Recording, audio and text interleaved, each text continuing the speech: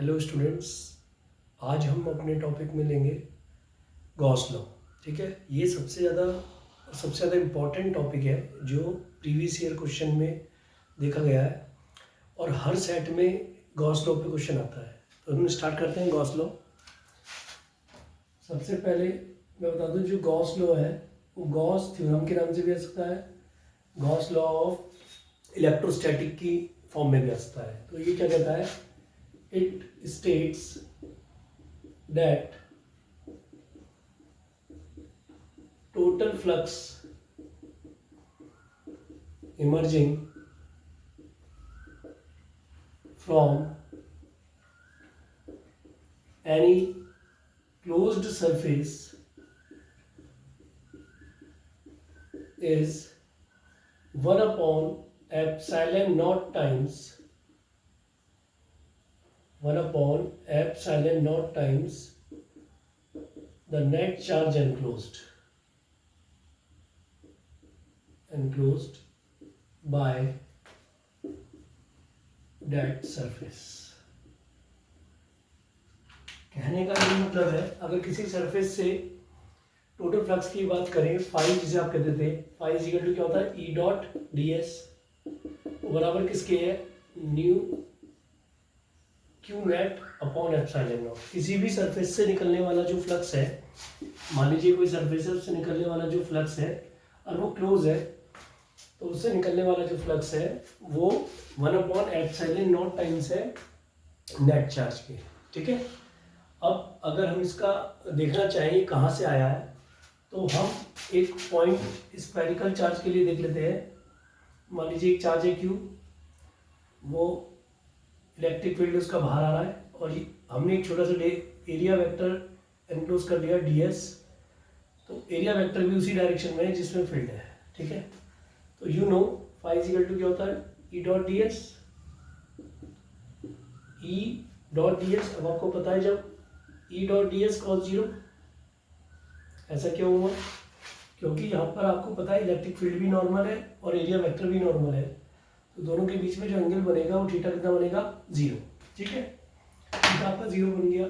हमें फाई की हम बात कर रहे हैं, तो फाई बराबर हो गया ई इंटू डी एस।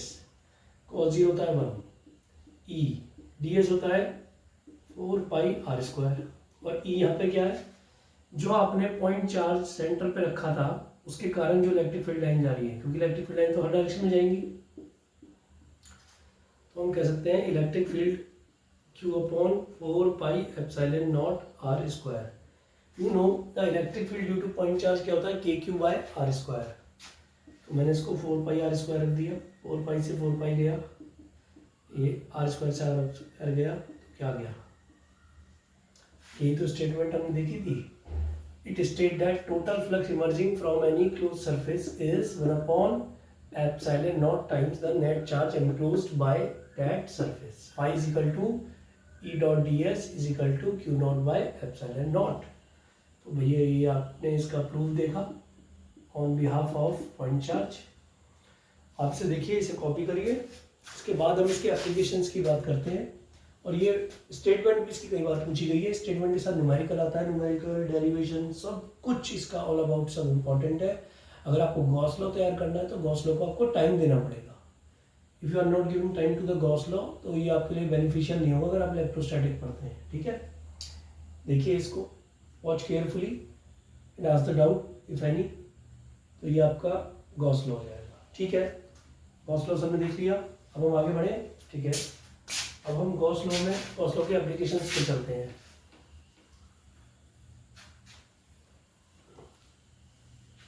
यह आया था आपका phi is equal to E dot D S. अब गॉस लॉ अगर मैं एप्लीकेशन की बात करूं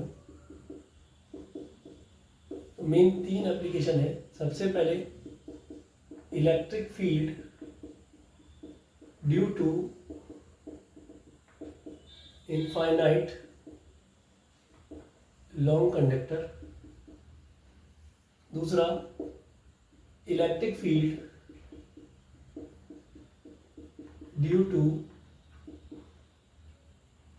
uniform charge sheet.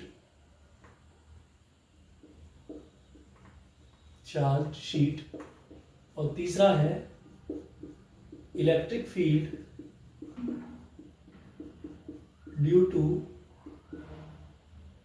Spherical shell. ठीक है, ये तीनों इसके एप्लीकेशन है जो सीबीएसई के ट्रेंडिंग क्वेश्चन है और पीवाईक्यू है जो बहुत ज्यादा आपके पूछे जाते हैं। ठीक, अब इसमें पहला एप्लीकेशन क्या है? अगर हम पहले एप्लीकेशन की बात करें, this is electric field due to infinite long conductor. ठीक, इसमें मैंने कंडक्टर ले लिया। कंडक्टर कैसा है आपका? लाइन चार्ज कंडक्टर है जिस पर चार्ज है क्यू और जिसकी चार्ज डेंसिटी है लैम्डा। हमने इसको एनक्लोज कर लिया गॉसियन सरफेस से। अब यहाँ पे बात आएगी कि गॉसियन सरफेस क्या होता है।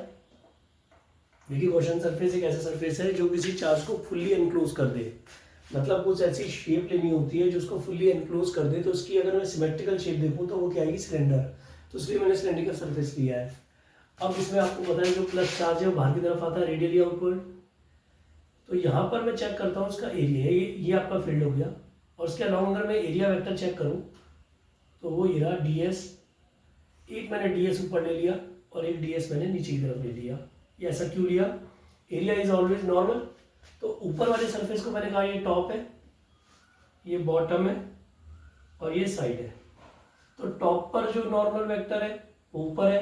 इलेक्ट्रिक फील्ड यहाँ पर बाहर ही आ रहा है क्योंकि आपको पता है electric field is radially outward. Electric field यहाँ भी रेडियली आउटवर्ड है, पर इसका जो एरिया वेक्टर है वो टॉप ये आपका परपेंडिकुलर है। इसको मैंने ds1 कह दिया, इसको मैंने ds2 कह दिया और इसको मैंने ds3 कह दिया। तो आपके तीन इलेक्ट्रिक फील्ड, एक तो टॉप, एक साइड, एक बॉटम। उसके लिए अगर मैं गॉस अप्लाई करता हूँ, गॉस लॉ अप्लाई करने के लिए फाई इजिकल टू मैंने लगाया E dot D S is equal to Q by epsilon naught. तो अगर मैं इसको पूरा इनक्लोज करना चाहूँ तो ये तीन पार्ट से इनक्लोज होगा। आप देख सकते हैं, तो टॉप है, एक तो गया टॉप, एक साइड और एक बॉटम। टॉप, साइड, बॉटम, ई dot D S, E dot D S, E dot D S, ds1, ds2, ds3। पहला एरिया ds1, दूसरा एरिया ds2, तीसरा area ds3। Electric field common है, इलेक्ट्रिक फील्ड सेम है। अब इसे मैं लिखता हूँ, इसी का लिखता हूँ E ds1 cos 0 लिख सकता हूँ। इसे लिख सकता हूँ E ds2 cos 90। सॉरी, अगर मैं यहाँ पे बात करता हूँ, यहाँ पे तो था आपका 90, यहाँ है cos 0 और अगेन यहाँ पे क्या है? cos 90। देखिए, यहाँ 90, यहाँ 0, यहाँ थीटा 0 क्यों है? क्योंकि रेडियली आउटवर्ड है। इलेक्ट्रिक फील्ड भी यहीं पर है, यहाँ पे इलेक्ट्रिक फील्ड और इसमें 90 का एंगल है। तो आप इधर देंगे ये दोनों टर्म 0 हो जाएंगी। ये दोनों टर्म 0 क्यों जाएंगी? क्योंकि cos 90 की वैल्यू क्या होती है? 0। और यहाँ बचा E ds2 cos 0 होता है बेटा 1 क्यू बाय एप्सिलॉन नॉट। तो बच्चों अगर मैं E इलेक्ट्रिक फील्ड को, तो इलेक्ट्रिक फील्ड निकालना है, ds2 को लिख दो 2 पाई RH या 2 pi RL, because L is the length of cylinder या गॉसियन सरफेस। ds2 ले लिया 2 पाई RL और इसे लिख लिया q by epsilon naught. E बराबर क्या हो जाएगा आपका? q by 2 pi RL epsilon naught. और q बाय L मैं आपको पढ़ा चुका हूँ, it is nothing but is a line charge density. तो E बराबर आपका फाइनली क्या आ गया? Lambda upon 2 pi epsilon naught r। ये आपका इलेक्ट्रिक फील्ड आ गया। अगर इसे वेक्टर फॉर्म में लिखता हूँ, ये भी आपको लेने पड़ेंगे। तो ये आपका इलेक्ट्रिक फील्ड आ गया इनफाइनाइट नॉन कंडक्टर के लिए। अगर मैं E और R पे ग्राफ ड्रॉ करता हूँ तो आपका कुछ इस तरीके से आ जाएगा। ठीक है बच्चों, तो ये आपका क्या है? इनफाइनाइट लॉन्ग कंडक्टर का इलेक्ट्रिक फील्ड। सबसे पहले मैंने क्या किया? गॉस लॉ लगाया, phi is equal to E dot D S. उसमें तीन पार्ट में इसको डिवाइड किया, टॉप, साइड, बॉटम। टॉप के लिए एरिया वेक्टर और आपका इलेक्ट्रिक फील्ड वेक्टर आपस में म्यूचुअली परपेंडिकुलर थे, इसलिए cos 90 लिया। वहाँ रेडियली आउटवर्ड थे, दोनों ही एक साथ थे तो 0 लिया। यहाँ 90 लिया। फिर दोबारा बॉटम के लिए भी दोनों टर्म 0 हो गई, सॉल्व कर लिया। आपका आया lambda upon 2 pi epsilon naught r। अब आप देख सकते हैं, इसको कर सकते हैं। ठीक है, गुड आफ्टरनून स्टूडेंट्स। आज हम नया टॉपिक आपका गॉस लॉ का सेकंड एप्लीकेशन लेंगे, जो था आपका electric field due to uniform charge sheet. इससे पहले मैंने आपको पढ़ाया था electric field due to line charge conductor, जो फॉर्मूला आया था E equal to lambda upon 2 pi epsilon naught R. यहाँ पे लैम्डा क्या था? Line charge density. आज हम देखते हैं शीट के लिए। ये आपकी कोई शीट है और शीट पे पॉजिटिव चार्ज है ये,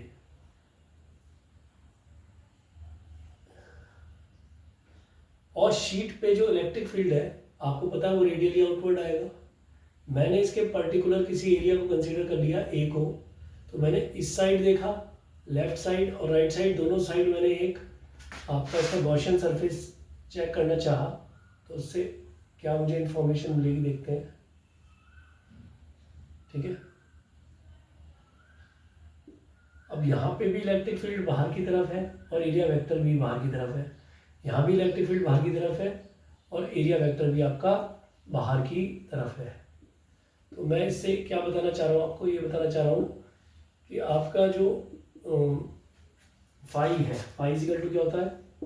ई dot D S is equal to Q by epsilon naught. पहले तो इसके में जो कंसीडर है वो लिखते हैं। इलेक्ट्रिक फील्ड ई है, इसका पर्टिकुलर एरिया ए है, सरफेस चार्ज डेंसिटी सिग्मा है और चार्ज इस पे क्यू है।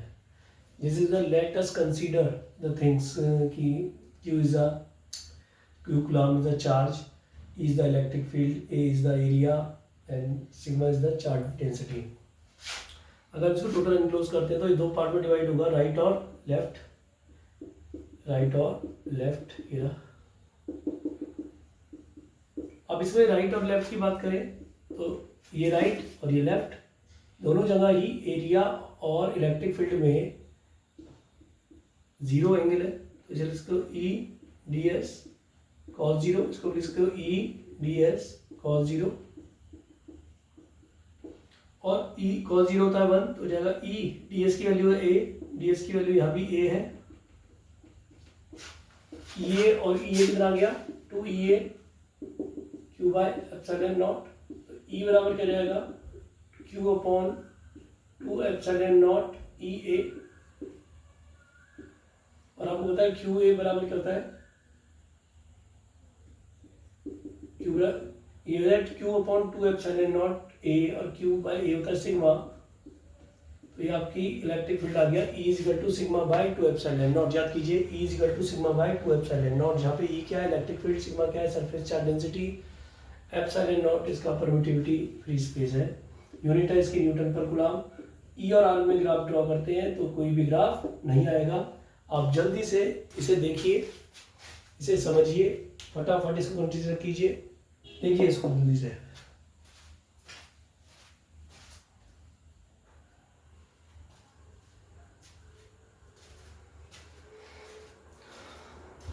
देखिए आपने इसे देखा, पुराने वाले फॉर्मूले में भी इलेक्ट्रिक फील्ड निकाला था और यहाँ भी मैंने इलेक्ट्रिक फील्ड निकाला है।